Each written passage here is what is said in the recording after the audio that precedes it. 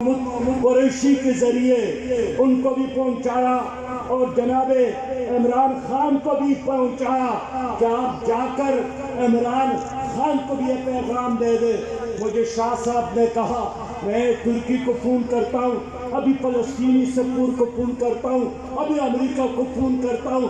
میں نے کہا بابا فون تو میں بھی کرتا ہوں، فون تو میں بھی کر سکتا ہوں، لیکن آج 12 دن گزر گئے، کیا کارکردگی ہے ہماری حکومت کو؟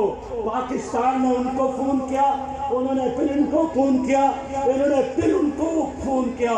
کہتے ہیں ایک بادشاہ نے ایک نوکر رکھا تھا، باڈی گارڈ تھا، تو ایک اور بادشاہ اس ملک کے دورے پر آئے۔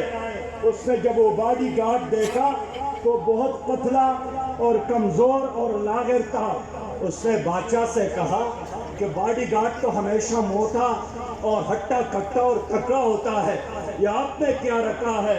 انہوں نے کہا کہ اس باڈی گارڈ کی بددعائیں بڑی قبول ہوتی ہیں، تو یہ بددعاؤں کے لیے ہے، یہ مذمتوں کے لیے ہے، اس لیے میں اس بہن کو سلام پیش کرتا ہوں جنہوں نے اس عید الفطر پہ اپنے ہاتھوں میں چوڑیاں ڈالنے کی بجائے ان حکمرانوں کو بھیجا ہے کہ آپ پہنیں، اس لیے آپ فلسطین کے لیے کچھ نہیں کر رہے ہیں، آپ کشمیر کے لیے کچھ نہیں کر رہے ہیں۔ لیکن میرے بھائیوں اور بہنوں، پہلے بھی عالم اسلام کی حفاظت امت مسلمہ نے کی ہے، اور آج بھی یہ فرض ہم نے اور آپ نے ادا کرنا ہے۔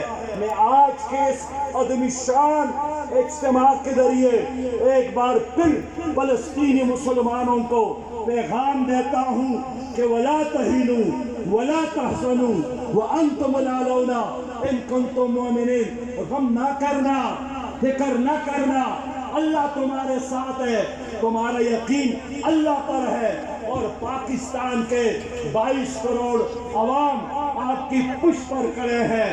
لہذا میں ایک بار پھر عالمی اسلام کی حکمرانوں سے یہی مطالبہ کرتا ہوں کہ کشمیر کے آزادی کے لیے اور فلسطین کے آزادی کے لیے عملی جہاد کا اعلان کرو۔ یہ مطالبہ آپ کو منظور ہے؟ میرے عمران خان صاحب نے فرمایا تھا کہ میں سلطان ٹیپو بننا چاہتا ہوں، تو سلطان ٹیپو نے تقریروں کا سہارا نہیں لیا تھا، سلطان ٹیپو نے عملی میدان میں قدم رکھ کر دشمن کا مقابلہ کیا تھا۔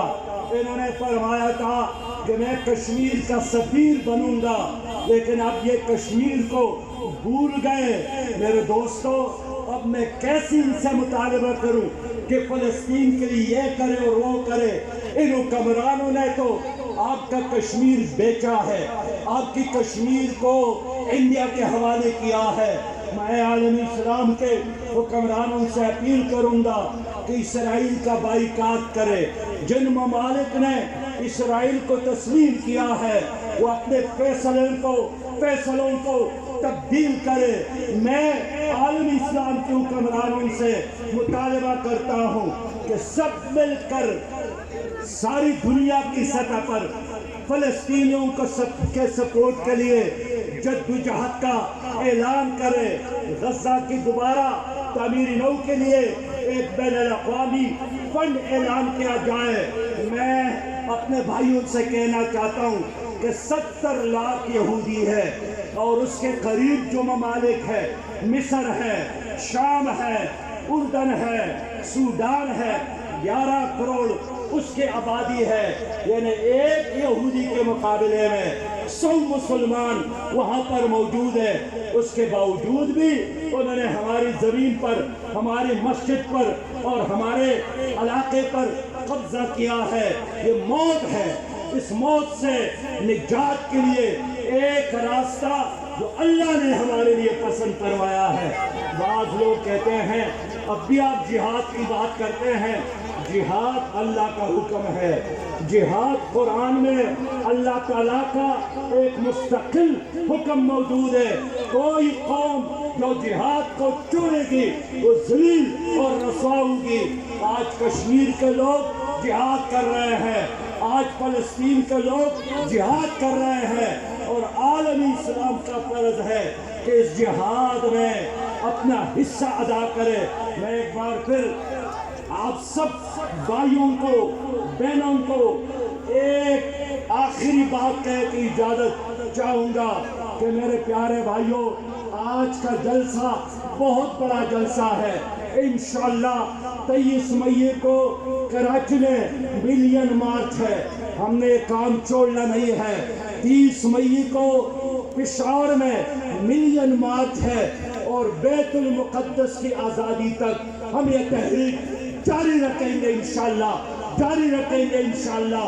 اس کے لیے فنڈ بھی اکٹھا کریں گے اور عالمی اسلام کو اکٹھا کر کے اس کی پشپنائی بھی کریں گے۔ اسلام زندہ باد، پاکستان پائندہ باد، وآخر دعوانا ان الحمدللہ رب العالمین۔ تیری تہذیب کی بنیاد ہے مادر پدر آزاد، فلسطین کے لیے